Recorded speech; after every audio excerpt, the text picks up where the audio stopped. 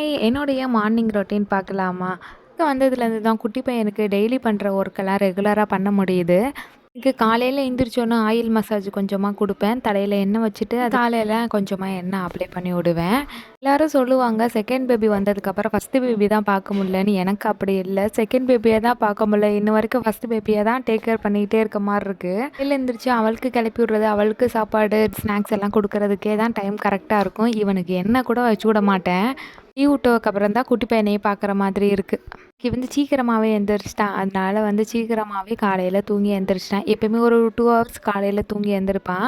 சீக்கிரமாவே காலையில தூங்கியாச்சு. அதுக்கப்புறமா நானும் குளிச்சுட்டு ஃப்ரெஷ்அப் ஆயிட்டு ரெடி ஆயிட்டேன். போகும்போது என்னோட வேலையெல்லாம் பார்த்துக்கிட்டேன் அப்படின்னா கொஞ்சம் ஈஸியா இருக்கும். மார்னிங் பிரேக்ஃபாஸ்ட்டுக்கு எனக்கு உளுந்து கஞ்சி தான் பண்ணியிருந்தேன். கருப்பு உளுந்துல நல்லா கருப்பட்டி போட்டு கஞ்சி பண்ணியிருந்தேன். ரொம்பவே ஹெல்த்தி சூப்பராகவும் இருந்துச்சு. இதோட ரெசிபி நான் நாளைக்கு தனியாவே ஷேர் பண்றேன். சாப்பிட்டு முடிச்சுட்டு பாப்பாவையும் குளிக்க வச்சு ரெடி பண்ணி விட்டாச்சு. நெக்ஸ்ட் இன்னொரு வீடியோல பார்க்கலாம்.